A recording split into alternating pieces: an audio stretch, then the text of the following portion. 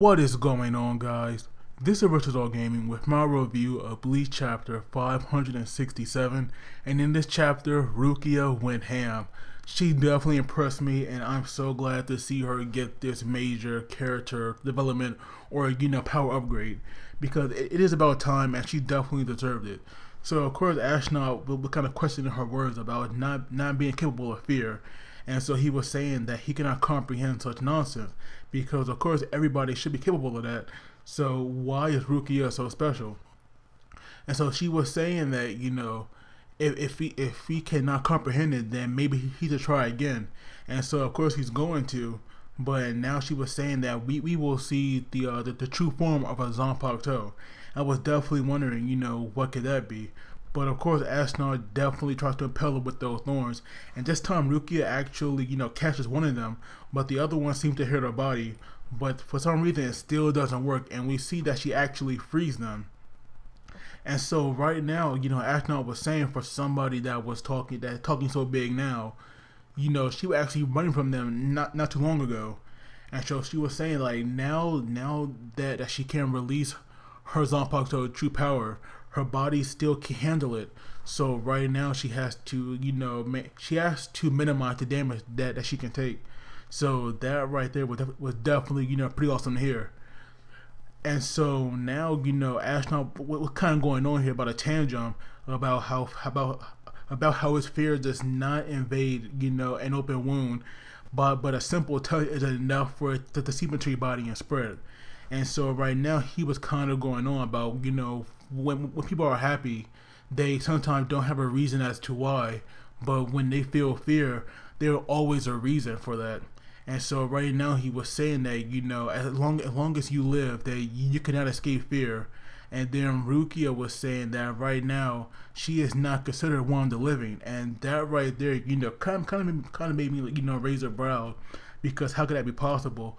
But then we see the true power of her Zanpakuto, and it was definitely awesome.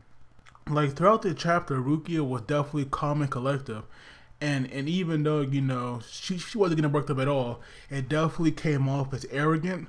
But I'm not saying that's a bad thing. I'm actually glad that she was acting this way, because from the way that her powers are now, or the way that she has mastered them, she definitely earned the right to act that way. But she was saying that her sword, it does not act as a conduit itself.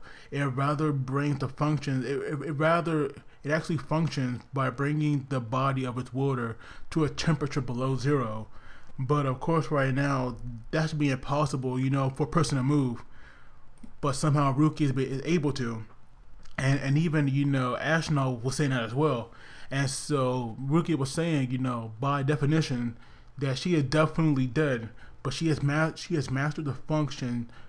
She has mastered the ability to function in a state of death by manipulating her own reishi, and that right there is so freaking epic. Like, even though she's technically dead, she can still move because she has just mastered her reishi to that crucial point where it's like nothing to her.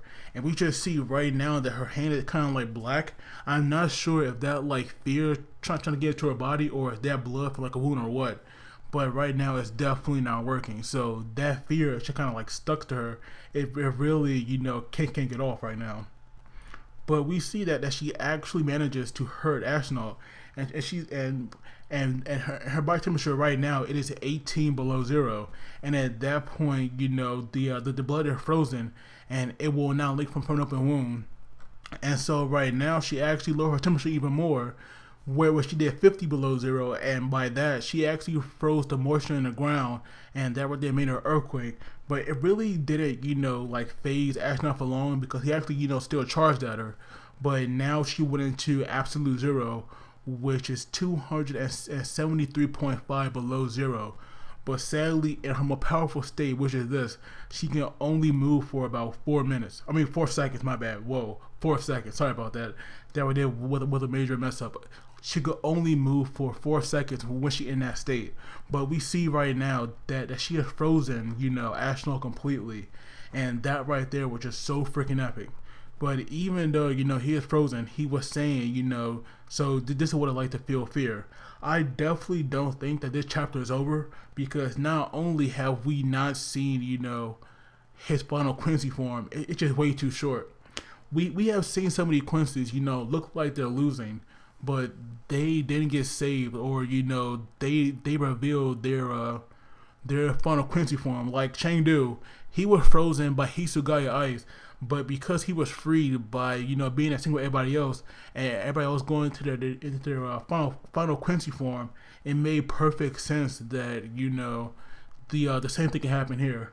I definitely don't think this fight is over. I'm still gonna have my hopes here to see Rukia's Bankai. But so far, I'm definitely liking this fight. I'm liking Rukia power up.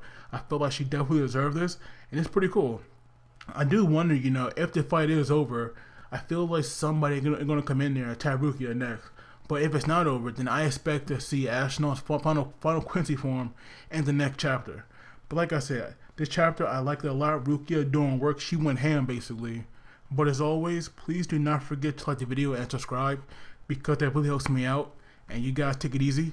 I will see you all next time.